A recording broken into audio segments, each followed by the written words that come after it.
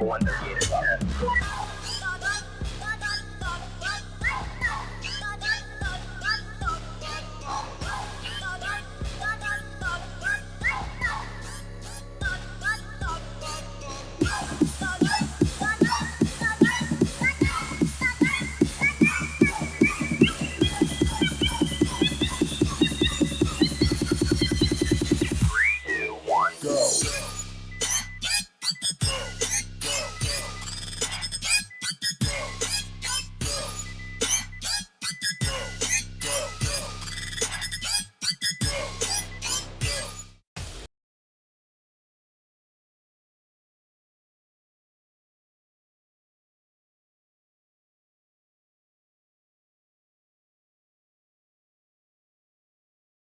All right, through the power of radio, and as it's failing as we speak. Hello there, and welcome to the show. Let me push a button.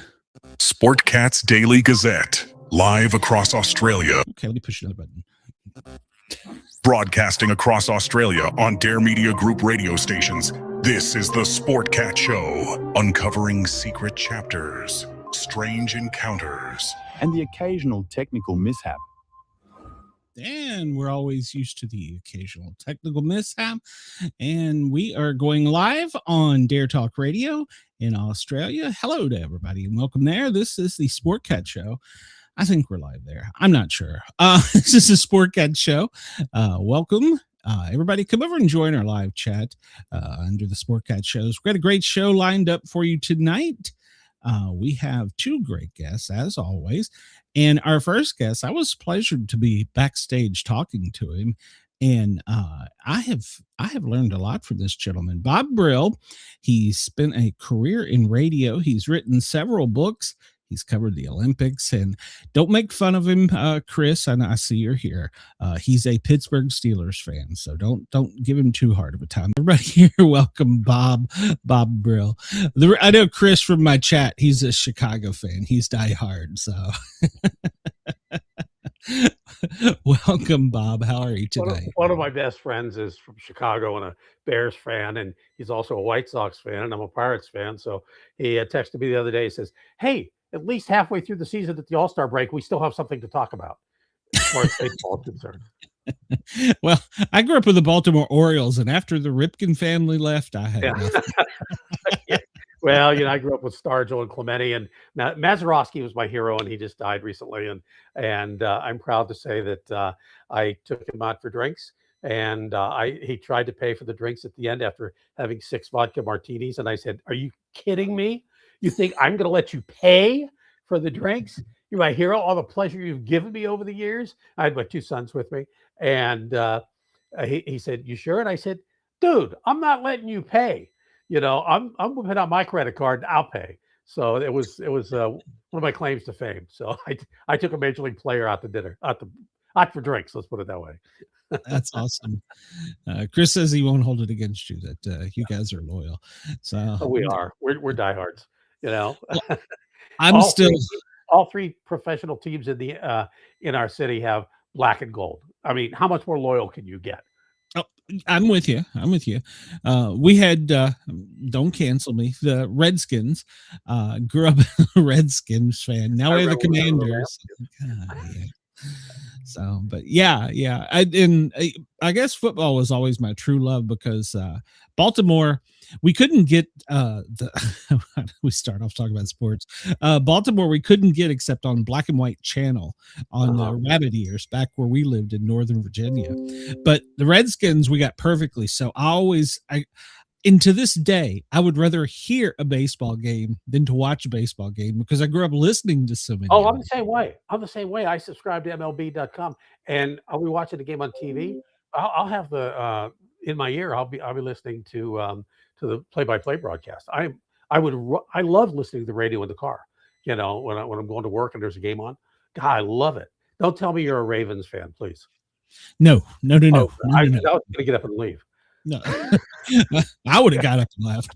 No, I'm not. Leave you with 56 minutes to fill by yourself. Yeah, I know you can do it, but I mean, it's possible. But the Colts, they were okay, and then they packed up and moved to one night in the middle of the night, and that was kind of it. I know.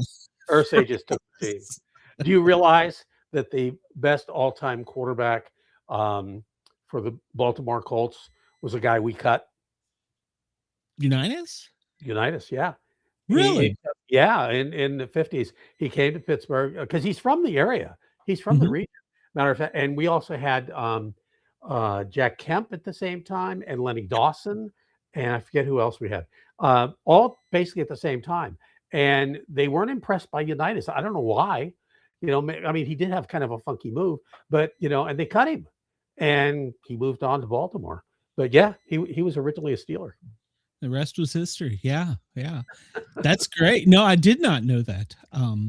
The closest tie I have to Baltimore, I was a flight paramedic, and we flew in and stayed overnight in Baltimore. Sorry, Pittsburgh. Pittsburgh. We stayed in Pittsburgh. Rocky Blair has a bar there, and we found it. The pilots were all sports fans. We found it, and we were like, "We're going to the bear, to the bar." And that was the coolest guy. He's, I think, Iron City beer. We drank that, and I mean, we just had a great old time. And I can't remember, there was somebody there, and for the life of me, it escapes me who it is. And then it was just a great time. So that's the closest I have to Steelerdom. So Did you have an Iron City beer? oh, yeah, about 12. Well, the thing is, we're Steelers fans and just Pittsburghers or Yinzers, if you want to go there, are really loyal to Iron City beer. So much so that when I was in junior high school, in high school, I take it back. I was in the 10th grade, and I had a teacher, a biology teacher, who, yes, Bubby Brister, I know. Bubby Brister could throw a football through a wall. So, but anyway, I had this teacher, a biology teacher by the name of George Sarandos, and he was from Pittsburgh. He actually taught at the high school in Pittsburgh where my brother and sister went. And we would talk Pittsburgh just here and there. And my folks went back to Pittsburgh for a vacation. And when they came back, it was tradition. You had to bring back at least a 6-pack or 2 of Iron City. So I grabbed one of those, put it in a paper bag, went to school that day, and went to his, as he was getting ready for his first class. And I walked in, I said, "Hey, Mr. Sarandos." He goes, "Yeah, I got something for you." I handed him the paper bag. He goes, "Holy crap. I'll have this with lunch. Thank you. You get at least a B." That's great. Rocky Blair, he was one that, didn't he lose his legs during the war? No, he lost part of a heel, I think it was, in Vietnam, and he played after that. Yes, And he did. yeah, it was. I think it was a landmine or something. I don't remember all the details, but it was part of his. I think it was part of his heel, which made it so much more unbelievable that he actually played professional football as a running back. And he and Franco Harris, of course, were the tandem, and just had a great career. He's loved in the NFL, but he's really loved in Pittsburgh. So it was an amazing story. His autobiography was that was probably like my 7th grade essay or something like that. Oh, really? Yeah. And then going to the bar, that was why it was so special to me. And then I'm not a hockey fan, so I'll probably get this wrong. Gordie Howe, was he a Pittsburgh or was he? No, he played for Detroit. We had Mario Lemieux and now Sidney Crosby. And of course, before that, in the middle, we had Marc-Andre Fleury, who was the goalie. They were the 3 number 1 picks that the Penguins had, and three, well, at least 2, and you could consider great goalies.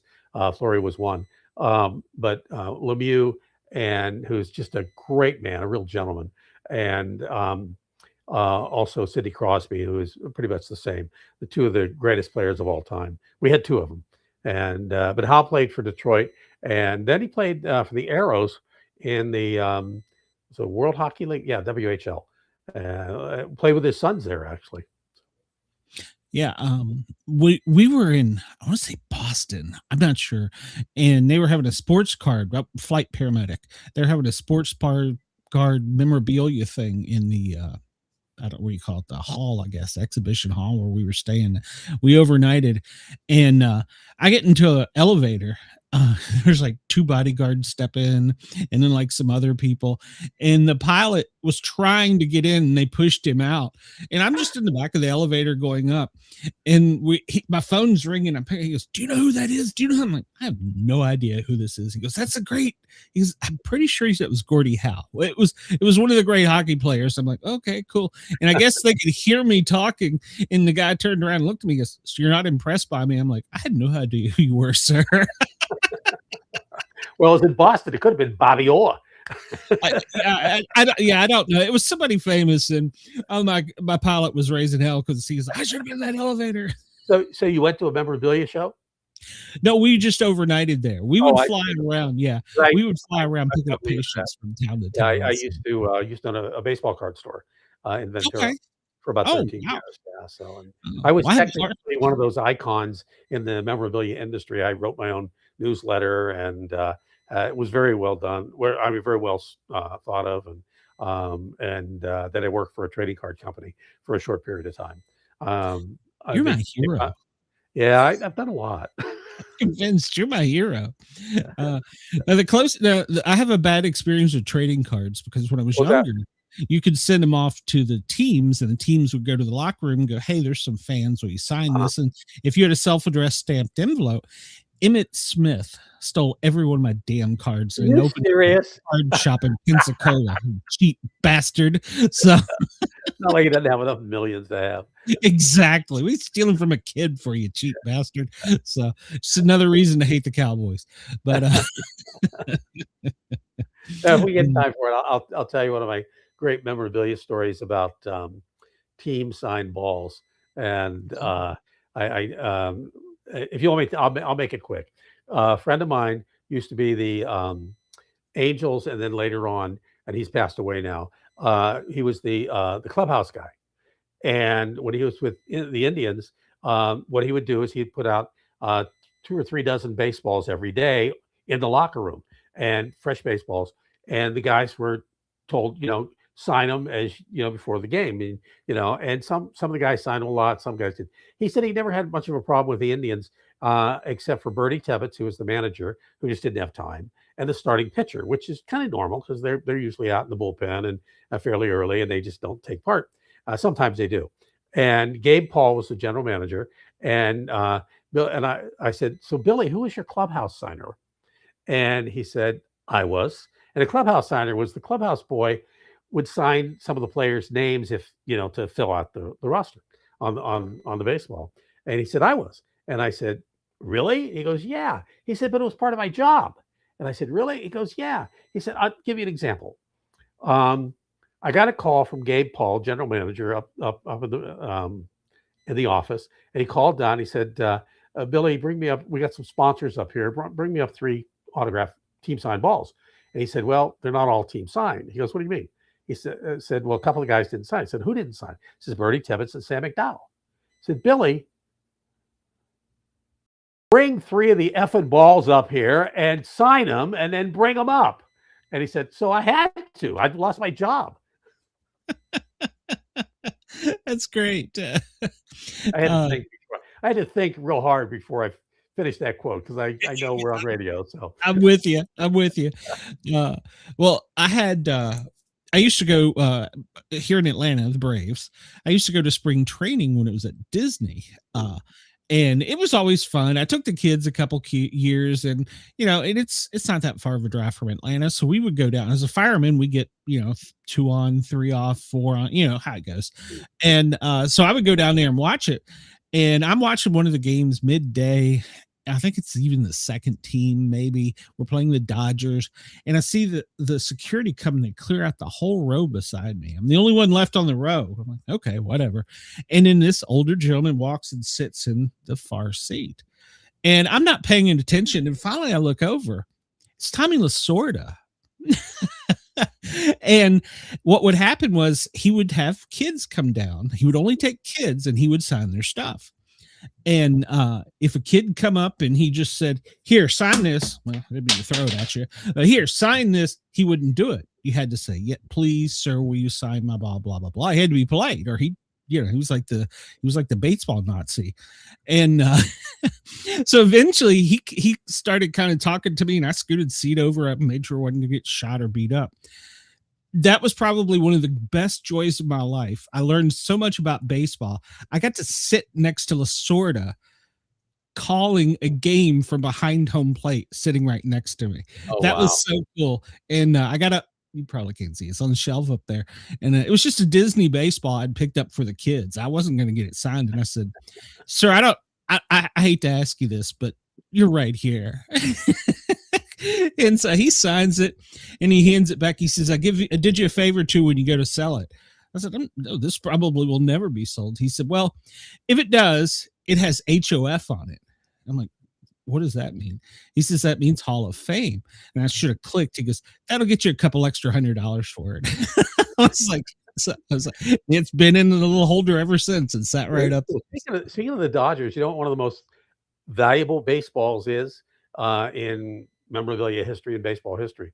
It is a team signed ball, actually signed by the team members, all of them, of the 55 Brooklyn Dodgers. And the reason that is they had a guy on there in the clubhouse guy. I forget his last name. It's a long Italian name, but they called him Charlie the Brow because he had a unibrow. And he was expert at signing everybody's names. And very rarely will you ever find a 55 Brooklyn Dodgers ball signed by all of them. And the key to that, outside of him not signing anything, is and I don't remember the guy's name right off the top of my head, so I can't help.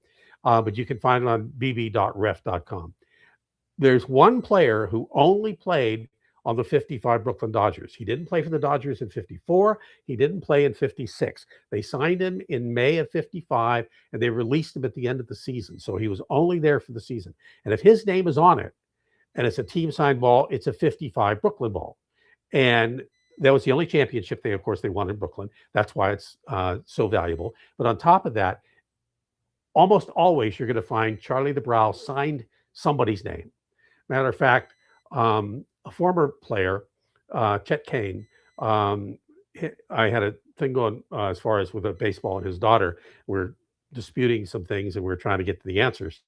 And Pee Wee Reese had given him a team signed ball in the locker room at the end of the 55 World Series. And so he gave that to his daughter. He had it all those years. And she wanted to sell it because she needed money for her son's college fund. And so you're ready to go to college. And they, if it was a team signed ball, it could have got several $1,000s, maybe 10, 12, 15 at the time. And so she brought it to me and I looked at it and I said, well, I have to check with an authenticator who I trust. And this guy used to be on the Athletics Roadshow, or the TV show. Antiques Roadshow. Yeah, Antiques Roadshow. And I sent it to Mike, and he sent it back. He said, it's all signed by Charlie the Brow, every single signature. And I had to break this to this lady that it was worth $20 instead of 20,000, and it was just really sad. And that's the sad thing about memorabilia today, is you do get a lot of that. And of course, we went through a period with so many bad autographs from the Marino family, but all that's a long story that we don't have time for. But anyway, moving on. Yeah, no, I could talk sports all day. I love it. I could too, yeah. And I'm determined you're my hero. You've had quite the career. So 16 books is what you were saying. You're working on one, but your latest is 5 Seconds to Die. Yep. And it's about a private investigator that, she's kind of adventurous. She's spunky. So wow. Is that a good word to use?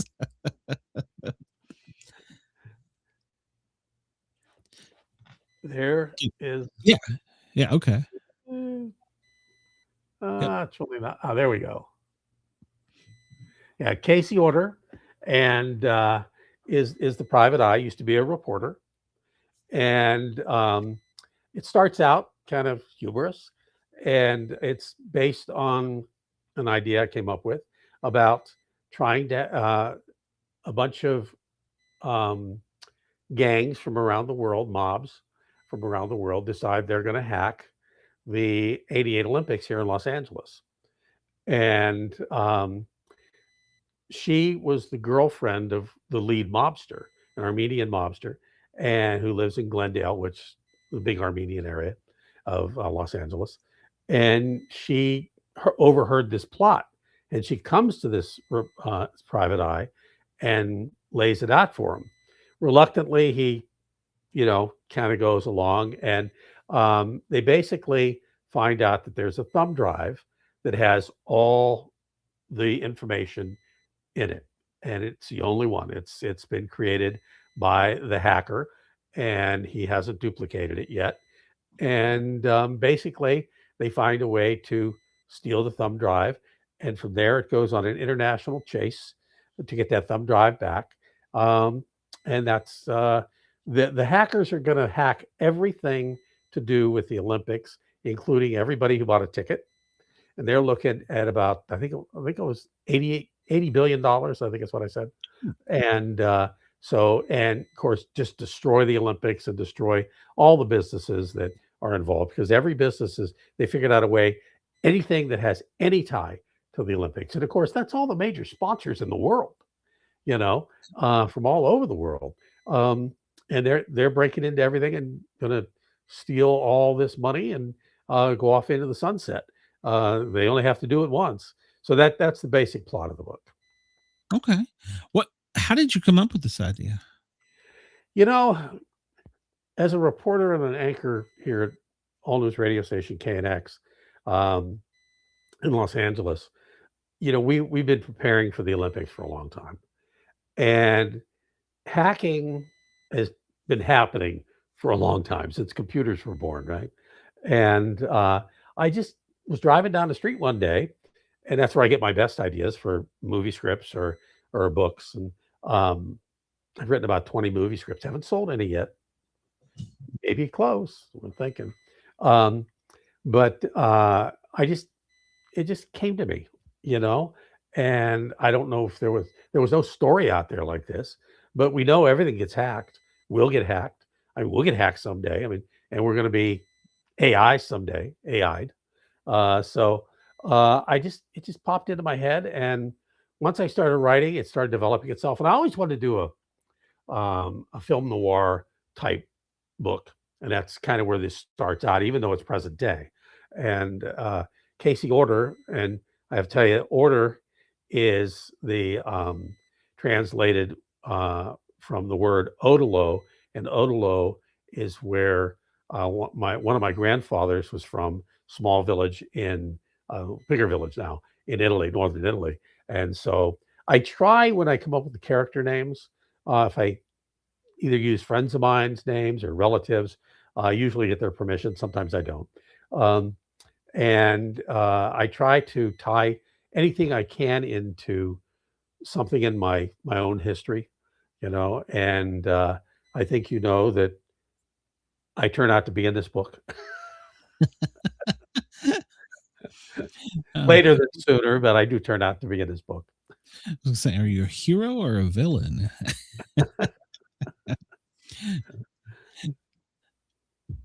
I was going to say, if I had my choice and I was writing myself in a book, I'd be a villain. So they always have fun. It's so easy. First of all, a lot of writers really struggle with names, and because you don't want to leave yourself open to some lawsuit. And it's really big in the movie industry. When you write a script, you kind of eventually all the names you have to that you use, you kind of have to clear, and if you use somebody whose name, which is almost impossible not to do, that's why you hear so many weird names in movies. You still, somebody could sue you, and, just for using their name or taking their name and making you look bad, and that's why a lot of times you'll have to get somebody's permission to do that. And that's all in the legal department. The writers just try to do it off the top. But when it comes to the legal department, then it gets kind of broken down.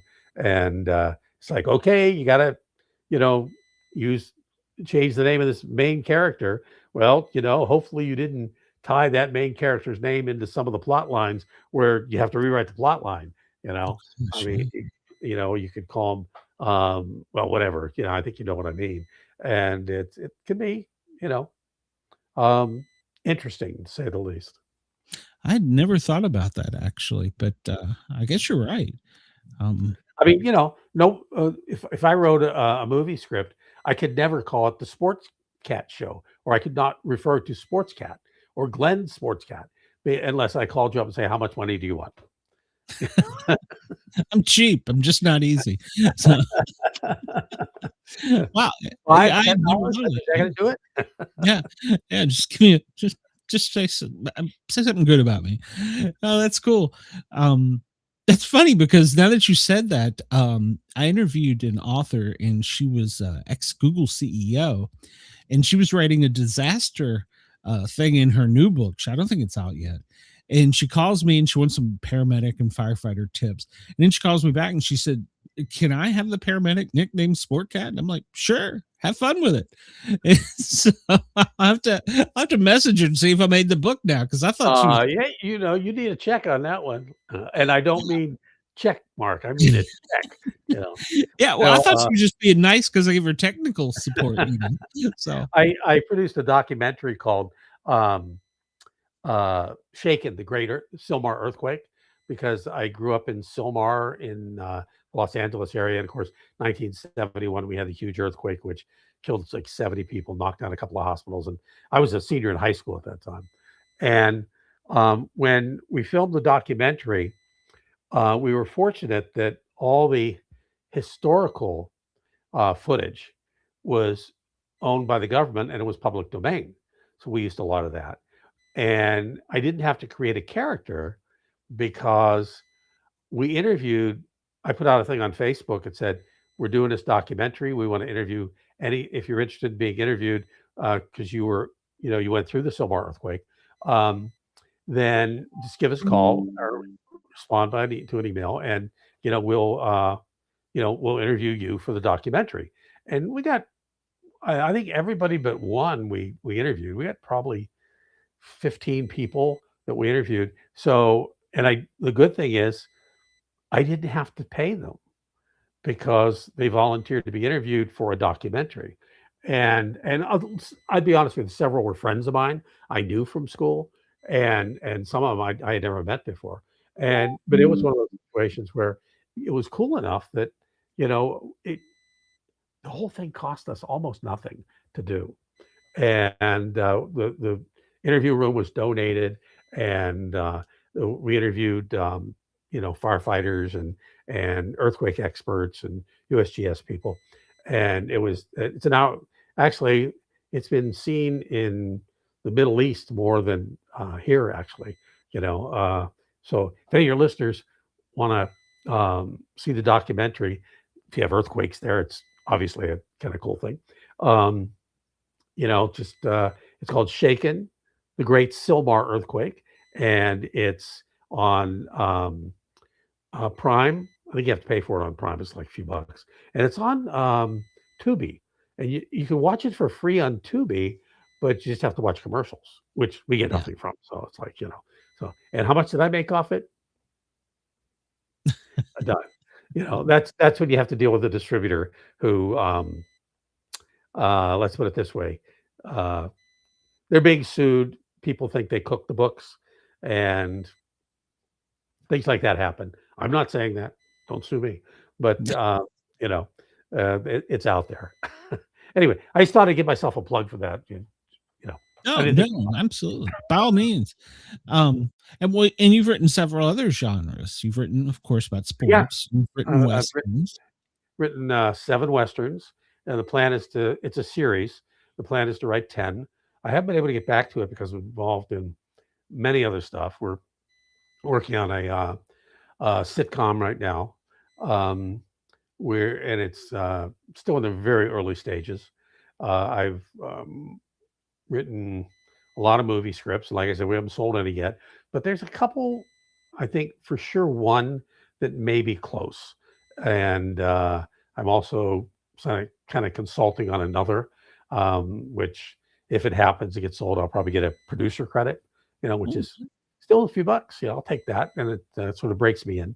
But there's so many different levels of all this stuff that, you just kind of want to get in on one, and hopefully that leads to the next and, the next after that. So, this Western series is called Lancer, Hero of the West. And then each different book takes place in a different place. And we call it, and I stole this from the Man from U.N.C.L.E. series back in the 60s. It's called the first one takes place in Prescott, Arizona. So it's the Prescott Affair. And the second one takes place in LA. It's called the Los Angeles Affair. And the latest one takes place in Virginia City. So that's the Virginia City Affair. But he works out of Tombstone, and he's good friends with Wyatt Earp and the Earp brothers. And it always starts out in Tombstone and dealing with Earp, and it's each novel, it progresses in a different episode in Earp's life as Lancer's friend. And eventually, because in every book we release a few more details about Lancer's past. We haven't released his name yet, but he goes by Lancer. And in the final book, we'll release his name and kind of wrap all that up. And that'll be book 10. But I got two more to write. Yeah, two more to write before that. Two. There you go. Two more to write before that. And I hope to get back to it after I finish this baseball book I'm writing, and clean up a few screenplays and move forward with that. It's a lot of work. How do you sleep? I sleep more than I used to, because I wasn't sleeping a lot, because I used to work 4 days in radio and 2 were not overnights. So I worked the weekends at KNX from on air 7 to midnight, but I've been there from 4 to midnight. And I spent a lot of time right here in my office in front of the computer. And my wife always kind of wonders, where I am. If she wonders where I'm at, she knows where I'm at. If I'm not at work, I'm here. And it's just, I love to create, and I've always wanted to create ever since I was a little kid. And a lot of those, I guess, bucket list things are moving forward now. I wish it had happened sooner, but it's starting to happen now. I'm hopefully close to getting my Italian citizenship, and which is something I've always wanted to do. And we're, unfortunately, I'm trying to get an appointment, and they're sold out for years. But hopefully I'll get a crack at it. All the paperwork's in and finished. It's just need to have that final appointment. And the movie stuff and the TV stuff and the books and so it's happening. Like I said, I wished it happened 20 years ago, but didn't happen 20 years ago. Hopefully I'll be around for the next 30 years, and maybe it'll happen before then, and I can enjoy it. Well, we all do. I was talking to somebody about this earlier. We all do things when we're younger that we think are going to be different when we're older, if that makes sense. It's like I intended to stay in this spot because I enjoy it so much. But then when I got older, I was like, I should have went further while I had a chance, So, but you could. It's looking back. How much research goes into some of this stuff? Because it's got to be. I mean, obviously, as a reporter, you've got a great background, but how much research goes into this? A lot. Well, let's put it this way: it's easier now. Before the internet, and before I even say anything more on that, everything you find out in research on the internet, you got to double check. You have to double check. And, because with AI and ChatGPT I've used for baseball statistics for this latest book I'm writing. It gave me wrong answers. And I was like, no, Pudge Rodriguez did not play in that many games. And then I have to look it up on baseballref.com, which is bb-ref.com, which is the greatest sports website in the history of the world. Anything you want, you can find there. And I looked it up there, and sure enough, it was different. And I trust that, and I don't trust ChatGPT. And so, obviously, a lot of research, but sometimes that research only takes a couple of clicks, or finding the website where I know it's accurate and double checking it. And so, as far in the old days when you had to go to the library and go find stuff there, and you had to do, get almanacs and everything. I do a lot of research, but I do it mainly as it comes up in the story I'm writing. And there are certain things I know ahead of time, which I need to draw a straight line to from chapter 1 to chapter 5 or chapter 6, and that I do a lot more research on ahead of time. But most of it, it's easy enough to do nowadays. I mean, the fact that AI can take a concept and an hour later have a 40,000 or 80,000 word novel written on that has done one thing for us. It's made it so we don't tell ahead of time, or we can't tell ahead of time, especially in a media forum. I have a fawning fan. Okay. We can't let people know ahead of time what we're working on or the concept, because somebody out there will hear it and say, I could do that. I'll just do it on AI, and I'll create it right now, and I'll have the book out, 6 months before the author does. And it's scary to think of it that way. Like, I know that if you ask me what the book I'm writing now, the baseball book that I'm writing, what it was about, I can't tell you. I can't tell you. I can tell you it's a baseball book and it involves a lot of research, but I can't tell you what it's about, because someone out there, a fawning fan or whoever, may hear what it's about. And if they're unscrupulous, take my idea and run with it. And I'm still working on the book, and it's already on bookshelves, Wow. So that's the scariest thing. And same thing with movie scripts, TV shows, all of that. It's changed the media world on both sides of the coin, from the people who have the shows like yourself to people who are on the shows promoting something or creating something like myself. And it's scary. It's really scary. And I hate to say it, but it's caused me to keep my mouth shut. I have to. No, About I certain can things. understand. As Yeah, you no, know, I can't keep shut on the show. no, but I can understand that. But like you said, with AI, it can create AI hallucinations. I mean, there was a recent case, the 1st of June, where Reddit users decided they wanted to have the president die of rabies. They went and created a website for a small AM radio station in West Virginia, and they broke the news that the president got rabies from J.D. Vance, who had been on a hunting trip in West Virginia. Somehow ABC picked it up, and ChatGPT was like, president died June 5th, or whatever the date was, of rabies. It's like, what? Yeah. I mean, AI is one scary SOB, really is. And and as much as I hate it, we've had to embrace it, because it's not going away. No. I mean, it's only going to get more powerful, and you have to embrace it to a degree. But, I'm going to say this, and a lot of people won't agree with me. It needs federal government regulation. It really does.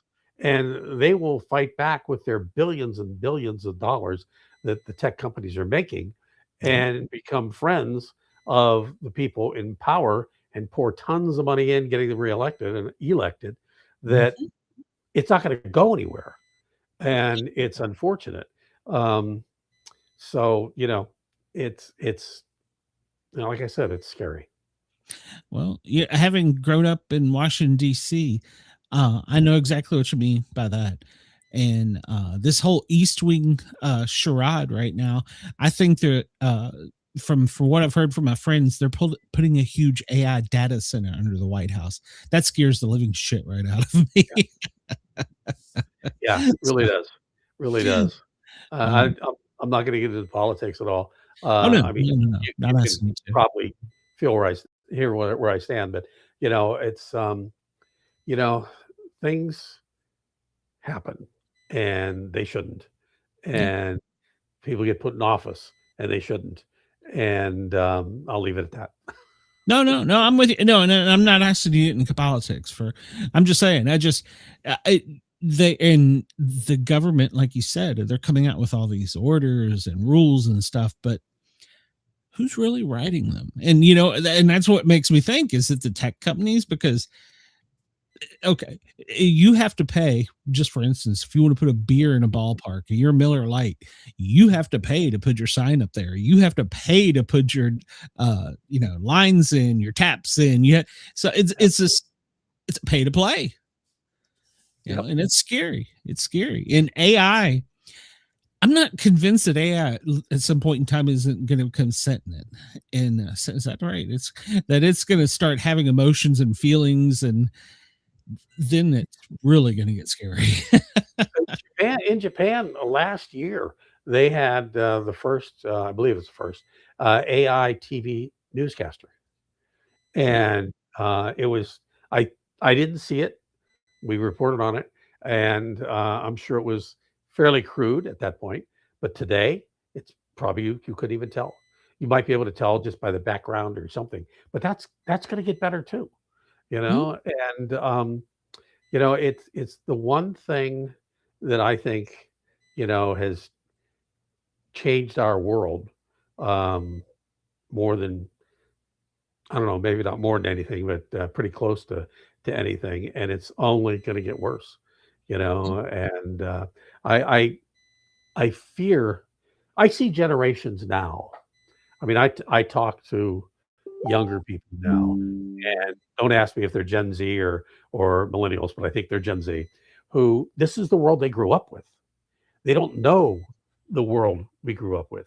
They don't know the research we talked about, going to a library and doing the research. They don't know anything but this, Yeah. and it's frightening because there's a whole. I'm a history person. I consider myself an historian, and I love history. Have ever since probably the day I was born. I look back and the next day I said, "What happened yesterday?"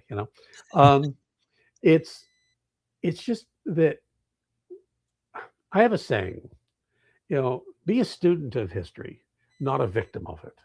In other words, study history, learn it, know it in and out.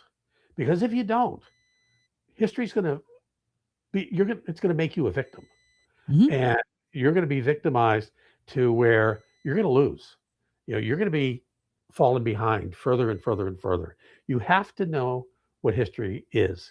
I mean, we repeat it, globally. We repeat it every 25 years. World War I, World War II, Vietnam, the Middle East. We're every 20 years or so, give or take, we repeat history. And it's because people don't learn history. They don't understand it. They don't embrace it. And, I mean, I think the only people that do are people that teach it, and not many more. But it's one of those things that, I've preached all my life, that you have to know history. I don't care where you're at. I don't care what history it is, but world history, especially in your country's history, and all of it, and whatever you're into. Baseball. I mean, I'm a baseball historian. I know that. I love it. But I'll get off my soapbox. So No, no, no. You're right, and you're right. The time I graduated from high school, I don't know why this was, but we never learned about the Vietnam or Korean War in school. If you wanted to learn something, you had to go outside and do it. And I don't know if it was because we lost the war. I don't know if at that time the textbooks hadn't caught up, or but it wasn't until college I started learning. Like I said, I did do studies while I was in school, but we didn't physically get taught anything about it. And until I got to college, and I was like, how did we leave this portion? What happened? That's a pretty big thing. It's a whole generation, yeah. you know? I So, mean, I lived through it. I was in the draft. I didn't get drafted, fortunately. I think I was the next to the last draft which would have been 71. I graduated high school in 71. Told you my age. And I was sitting in broadcasting school, and we're watching the numbers come over. It was a draft lottery, and they would come over with, I think, 10 numbers, 10 dates at a time, the date you were born. And they only took up to 78 that year, which was good out of 365. And my number came up 345. So I was ecstatic. Because Vietnam was winding down. We hadn't fled yet, but it was winding down. And we knew it was going to be over at some point. Nixon had made that commitment. And so, if you've never gone through something like that, I still have my draft cards floating around somewhere. I felt really bad for one of our guys whose number came up number 5. Fortunately, he didn't go. He was sole surviving son in a family. And so they didn't take him. And I met him years later. He worked for LAPD, actually, not as a cop, but a behind the scenes person. So, but we knew a lot about Vietnam then, and sure, we looked at it and we studied it. And we learned why the French got out and left us with holding the bag. It was a revolution for the Vietnamese people. I was just talking about this recently. I did a story on the revolution, our revolution, and I was talking to one of our editors who was in Vietnam, and the author that I interviewed said, he considered it like Vietnam's like our American Revolution.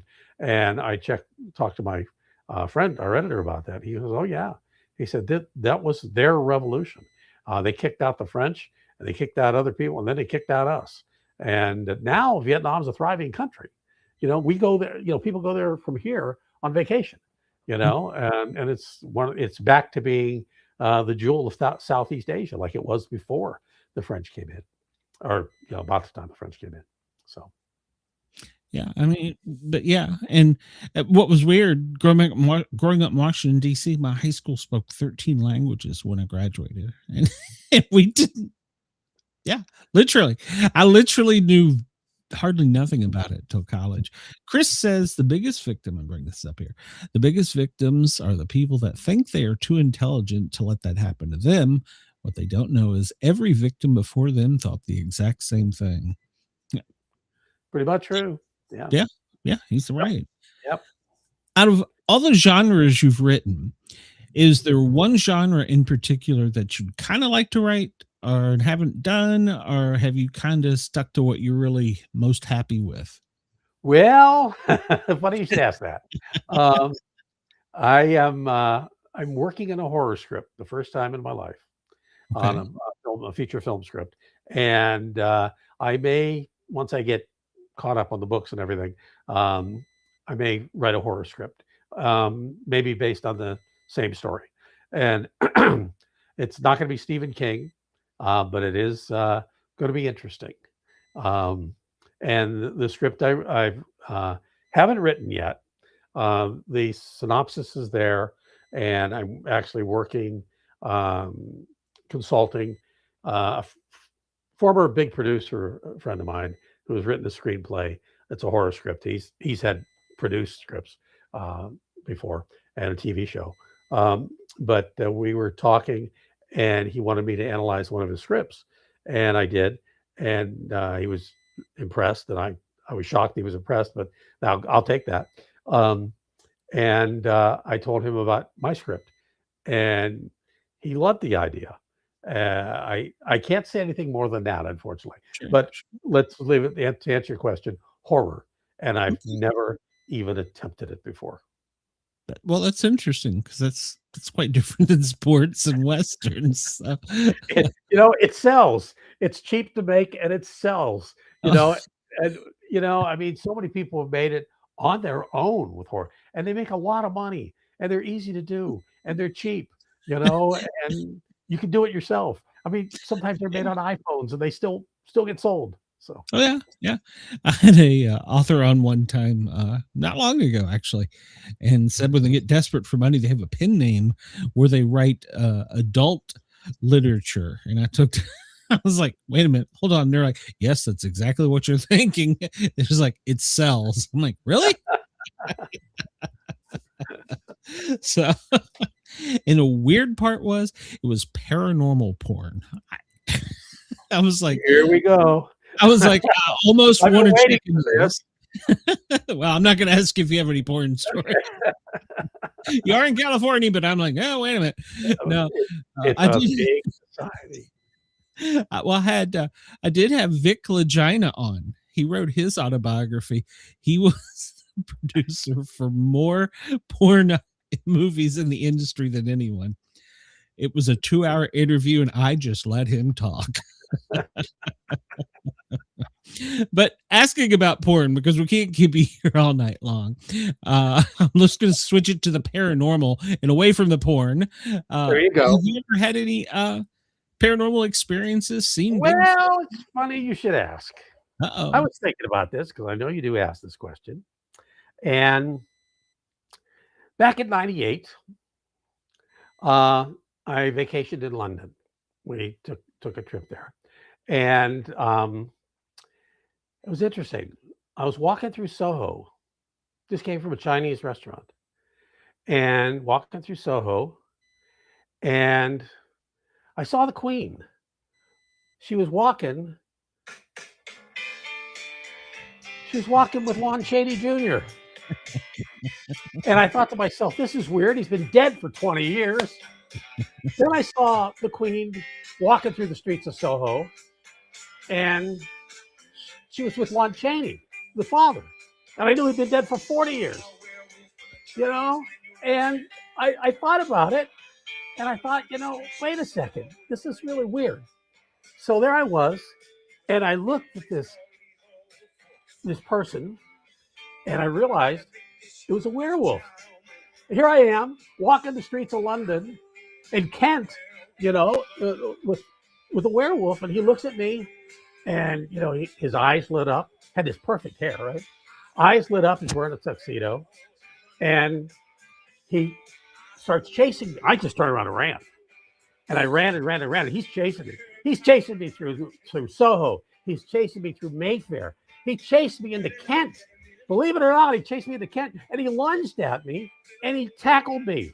And I'm kicking my feet, and he's holding onto my legs and just pulling and pulling and pulling, and he's pulling my leg just like I'm pulling yours right now.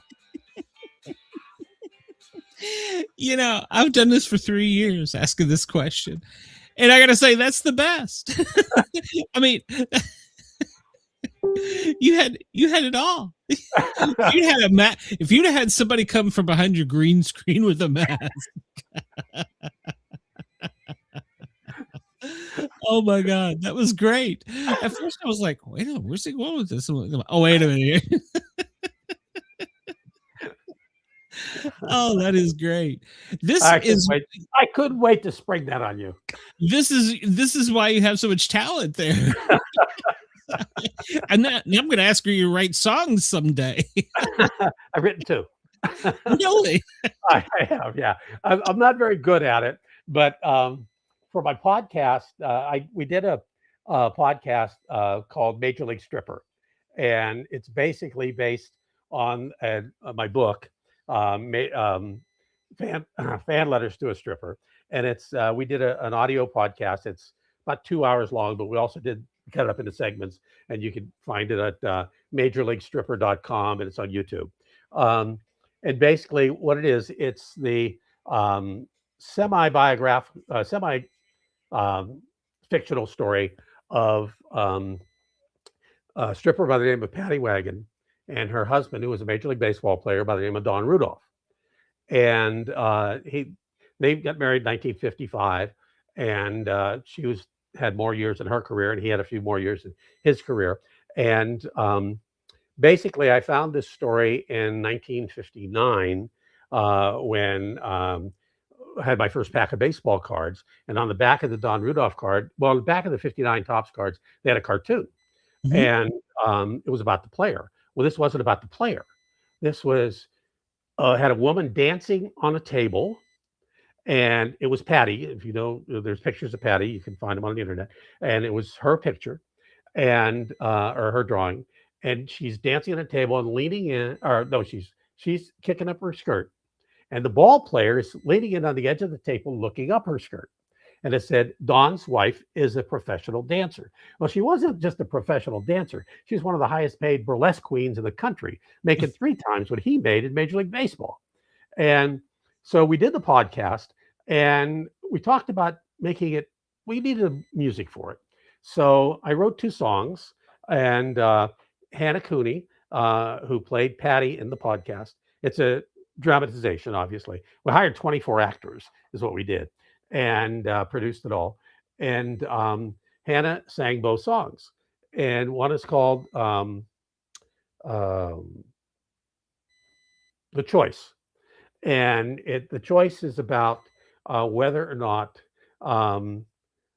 she should have an abortion.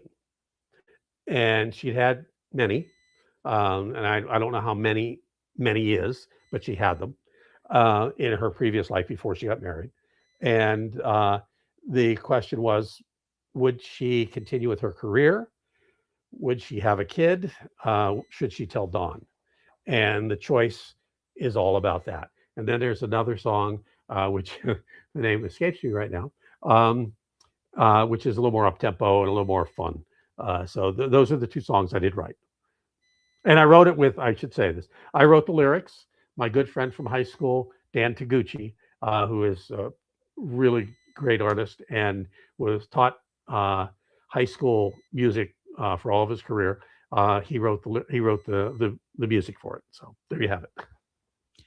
You're very talented. Do you keep all this written down somewhere, or is it all bouncing around your head? It's on my computer somewhere. Some of it's written down, but I'll never find out where it is. I got you. All right. Well, so I want to make sure you get your little plug in. No, that's it. It's not right. I want to make sure you get your plug in so that, especially for Australians. Talk about that porn guy. Don't go there. Yeah, sorry. I didn't. That's a different show. We'll have that. We'll have that Sportcat After Dark. I want to make sure everybody knows they want to find out how to get in touch with you. They can. If they want to buy your works, they can. Where can they find you online? Well, several places. The easiest way is bobbrill.com. If you're interested in the book's on Amazon and every place else too, but you can find it on my website, which is bobbrillbooks.com. So either one of those. And of course, the podcast, if you want to listen to that, is called majorleaguestripper.com.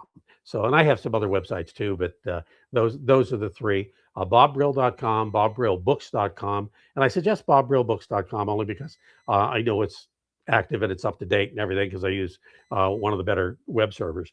The other time falls into the cracks every once in a while. And that would be the easiest way. bobbrillbooks.com. You see all my books there, and there's a contact info there. You could just reach out to me. Okay. Well, now you said you got number 17, I think, right? Coming out? Yeah. Number 17 is that's the one I'm working on now. Okay. Will you come back when you get it ready to go out? Pick up the phone. I'll be there. Okay. I will. And by the way, I want to go back to the comment there about the fawning fan. That's my normal co-host, Jen. She is on mommy duty at the moment.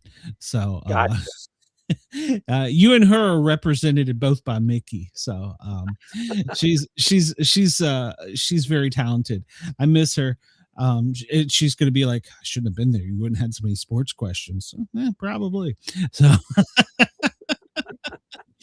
Bob, it was a pleasure. It was a pleasure being here. Is right around the corner, and I'm so looking forward to it. So I live for football. So. Thank you so much. I'm not going to say that old cliche. Thank you for having me. I'm going to just say thanks. I enjoyed myself. You want me back again? Just pick up the phone and I'll be there. Absolutely. No, it was a blast. I love it. So I had a great time. Yeah, we'll get you back on. Don't worry. You're going to be on my short list. So steal you from me. Depends. Well, never mind. I'm a paramedic firefighter. You got to be careful. So, Bob, have a great night. I'll use that cliche. Oh, well, thank you. Hey, I enjoyed every minute of it right till I was attacked on duty. But other than that, it was great. So, Chris says Bob needs to come back and talk sports and sports memorabilia. So Oh, you we can got do it. that. We can Yeah, do we that. can do that all day long. Yeah, we can. So Hey, Chris, I just broke 4 boxes of the retail of Top Series 2 baseball. So I got some good stuff, but nothing great. Buy the hobby box. Yeah, yeah, Mrs. Sportcat doesn't like those hobbies of mine anymore. So. Oh, what? Hey, one last question. Have you Yeah. ever met Vinny Testaverde?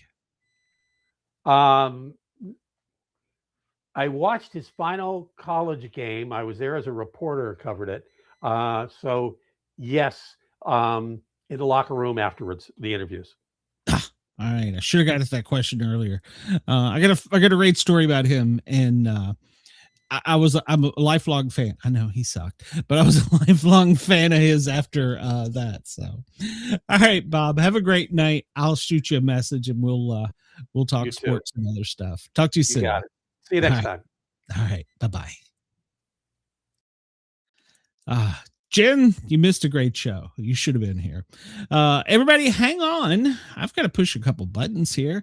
As you know, we always have 2 guests, and tonight's no exception. We had a problem going on air live in Australia earlier. I believe that is all fixed, so we should be live and on the air in Australia. I think we were earlier intermittently. I'm pretty sure there was some, I don't know.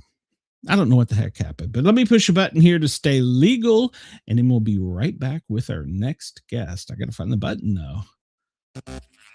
Broadcasting across Australia on Dare Media Group radio stations, this is the Sportcat Show, uncovering secret chapters, strange encounters, and the occasional technical mishap. Yeah, there's always the technical mishap. Everybody, welcome back to the Paranormal Guys, which is now the Sportcat Show. Hour 2 is going to be just as lit as hour 1. In case you missed it, make sure to go back and check it out online under the Sportcat Shows. And it'll be replayed on Dare Talk Radio in Australia. And of course, WZQR and WRFN, respectively. So we are live in Australia now. Welcome. I want to encourage everybody, come over and join our live chat. We've got a great chat here. Chris is here as always. My co-host is hiding in the background there online, so she's stalking me.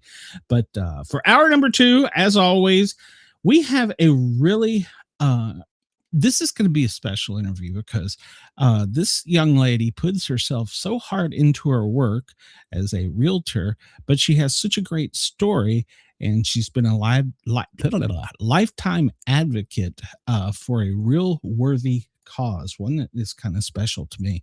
So let me bring out Maria.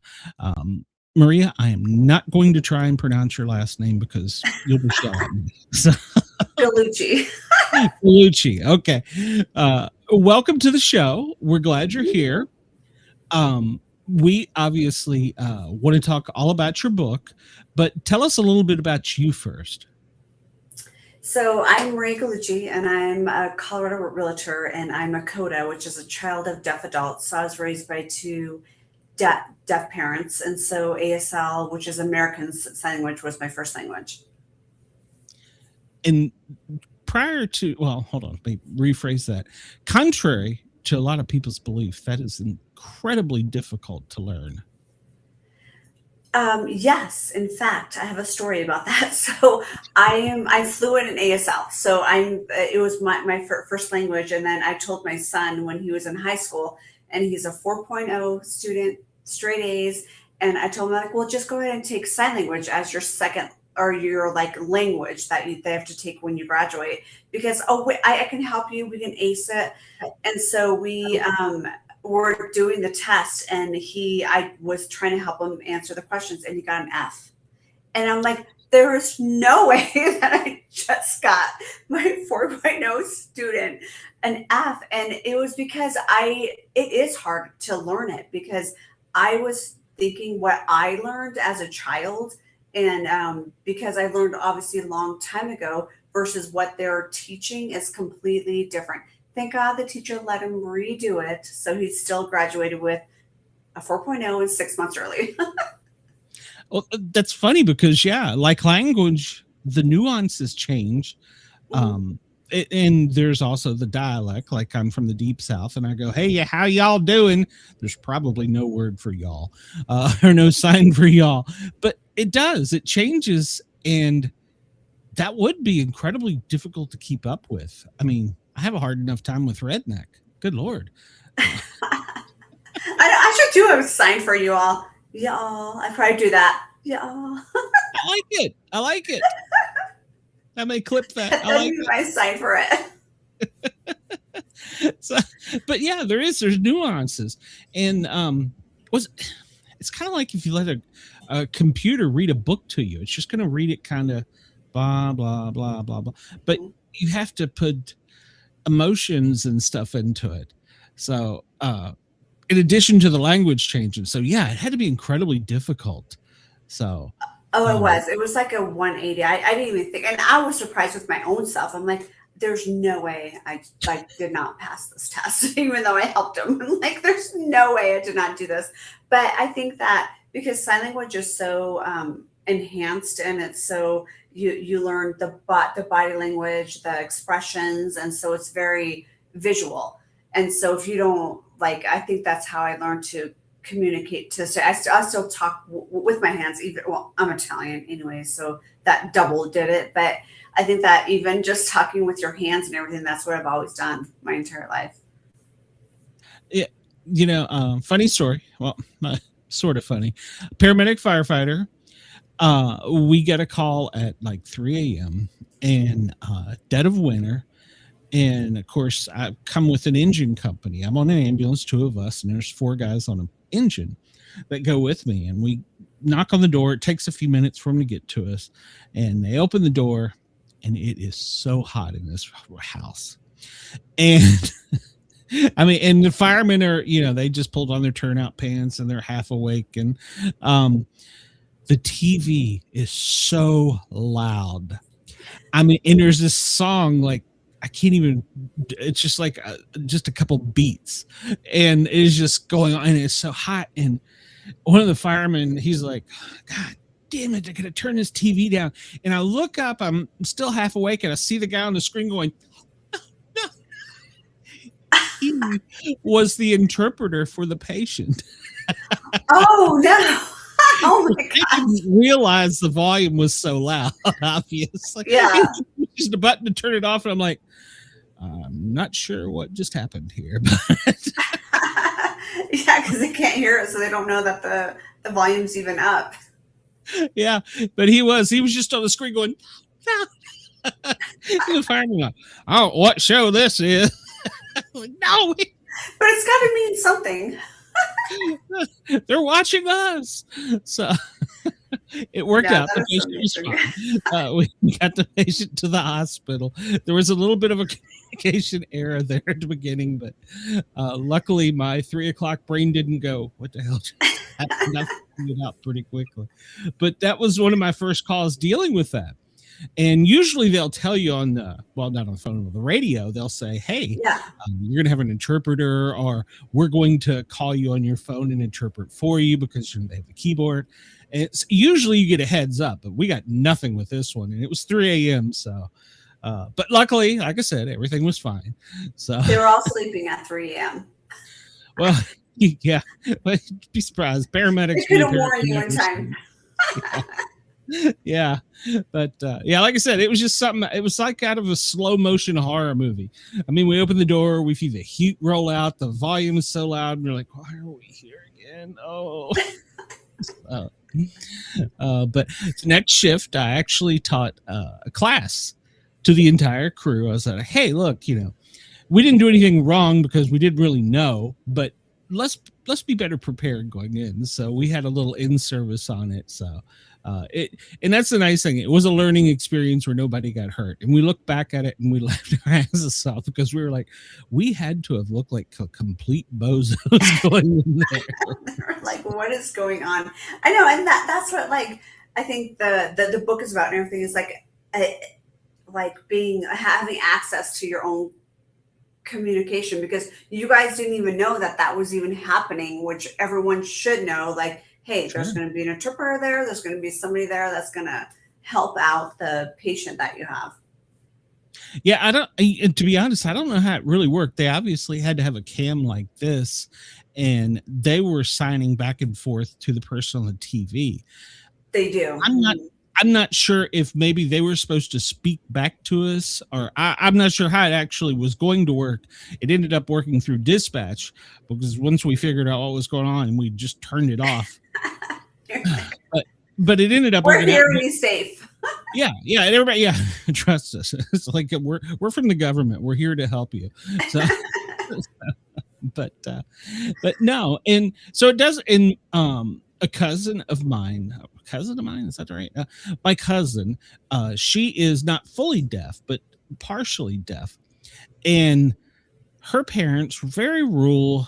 Didn't have a lot of money. The high school system didn't really teach anything in that rural county, and I have seen growing up, she's a little bit younger than me, probably maybe 10 years. I don't know, maybe not that much, but I've seen growing up the difficulties she's had. She's not fully deaf, but just trying to communicate. And I think to myself, gosh, when she was younger, if only there had been an certain I mean, she can talk like me and you. It's different talk, It's different, but there's certain things that she can't say.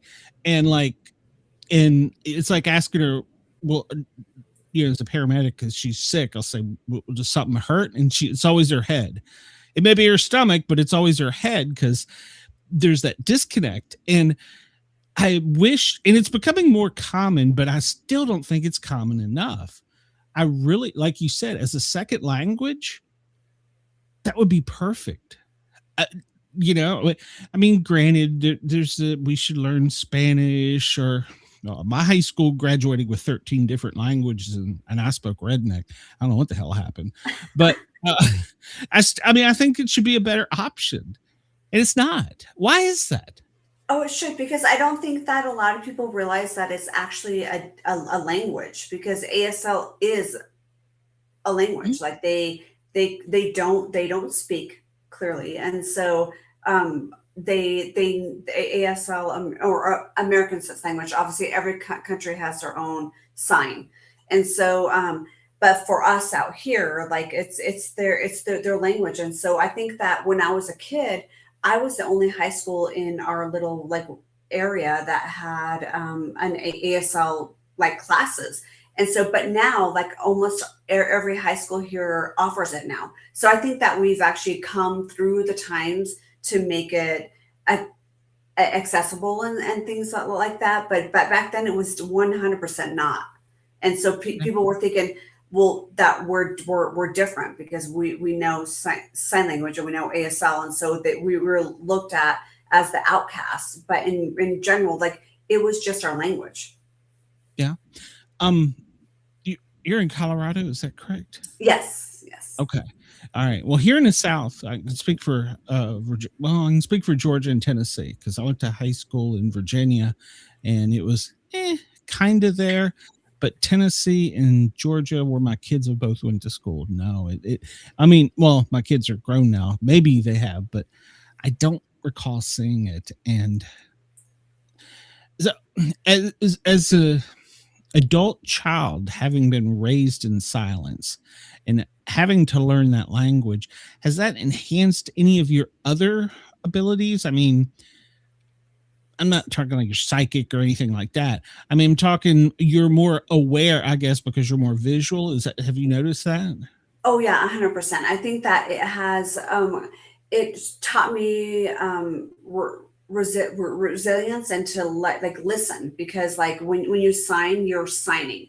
And so you have to look at them, and you've got to engage with them, which I feel like us as hearing people, which I'm bad at it as well. It's we're looking at our phones, we're thinking about the next question that what we're going to ask, or we're thinking about the next answer we're going to do. So for me, when you sign, you are engaging in that conversation, or the conversation. And then so for me, I've always been in counseling because I've always stuttered my entire life. So I've always had a stuttering issue. And so I've always learned at the beginning that you've got to just take a step back and just listen and be patient to see what the other person's needs and wants are.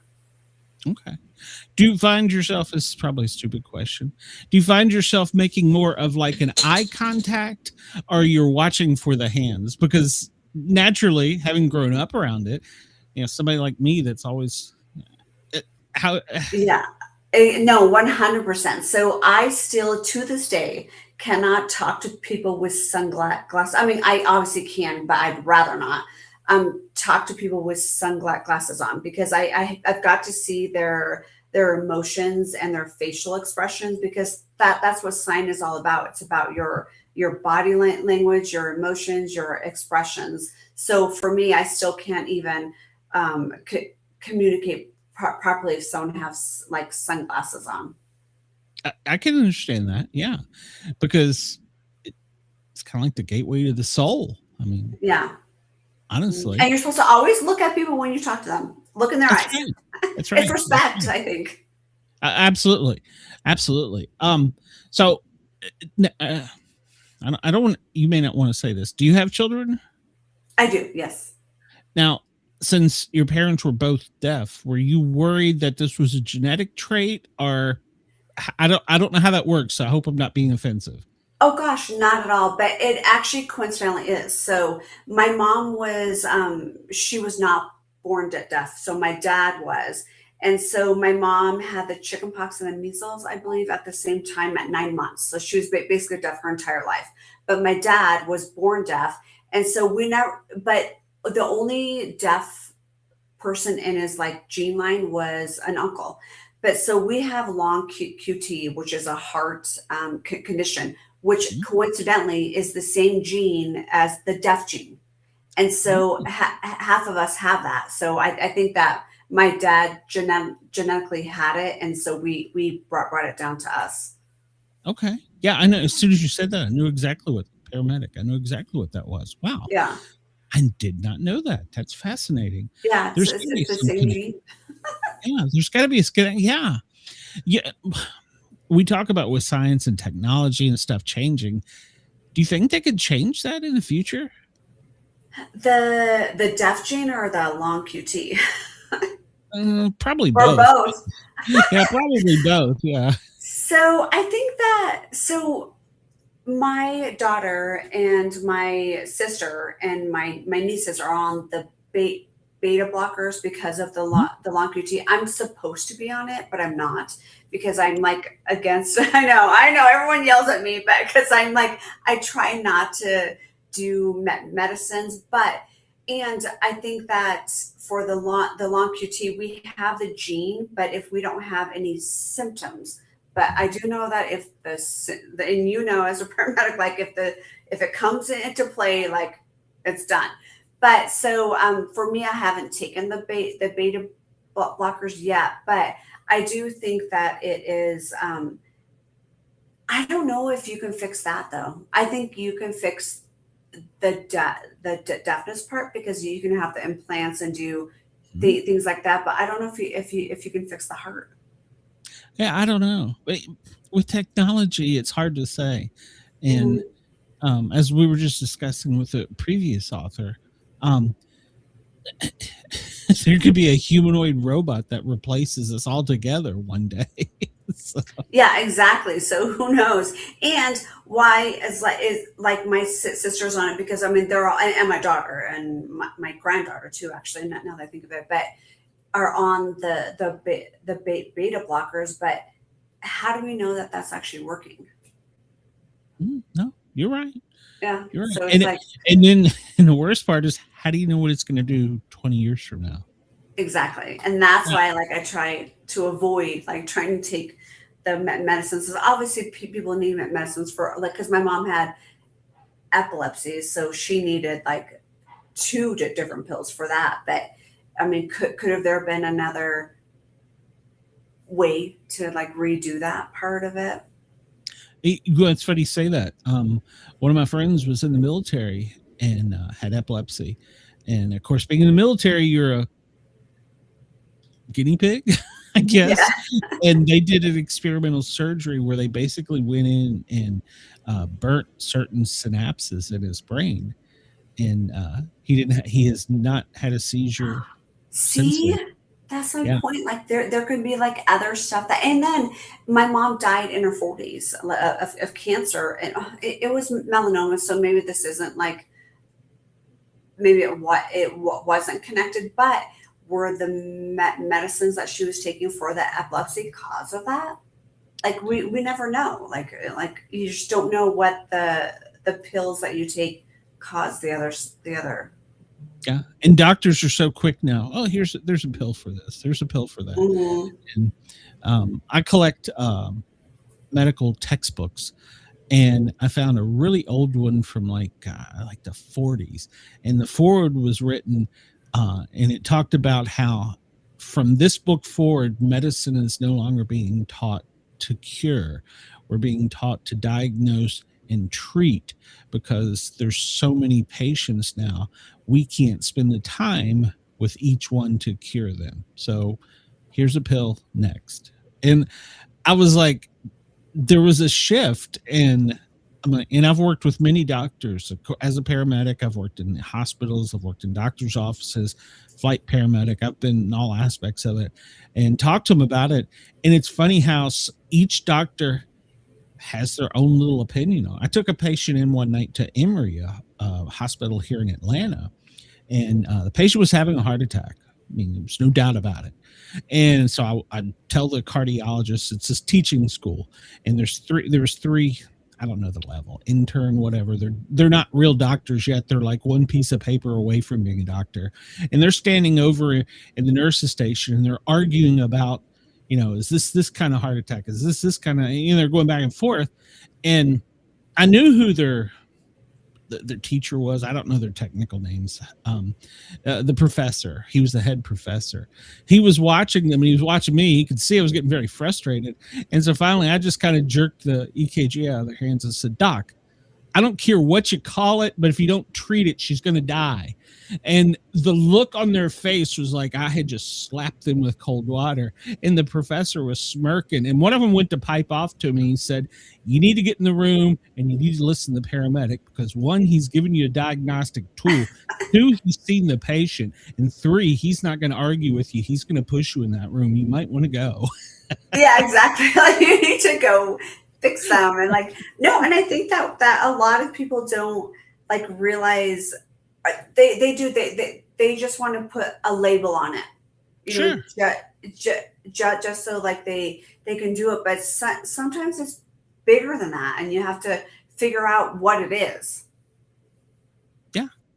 Do you think some people look at people with hearing impairments as if they, and I'm not trying to say this to be mean, but if they have some type of disability and they kind of cast their eyes and look somewhere else, or I feel like that happens a lot. So I feel like a lot of people want to fix them, and they don't need to be fixed. All they want to be is someone like us, and they are.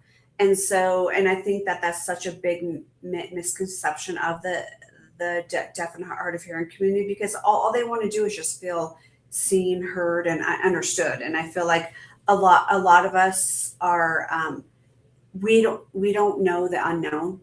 And so a lot of us are afraid of the unknown. And so we just don't try.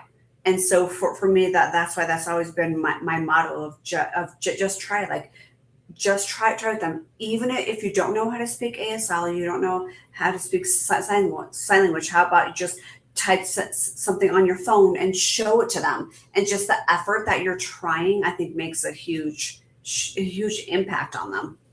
I do too. I teach, I taught paramedic and EMT students. And one thing I always taught them is, and I'm just going to use the people who have alcohol, drug addictions, mental impairments, they get sick too, and they're people. We don't care about, I don't care if you got $1 or $1 million. I don't care if you're the world's prettiest woman in the world or the world's most hideous. I'm here to treat you, and none of that matters. And it's hard to teach a person. It's also hard to teach a person when to touch another person. As a paramedic, we're touchy-feely. And that is a hard skill to teach, because I got to get right up in your space. I got to get personal, and you're trying to use your hands, and I'm trying to get in, and I need your blood pressure. I have to start an IV, and now I've basically handicapped you because I've taken one of your arms. No, exactly. And that's how it is with ASL though, too, because we're very touchy-feely, because obviously if they're not looking at you, you have to touch them, like to turn around.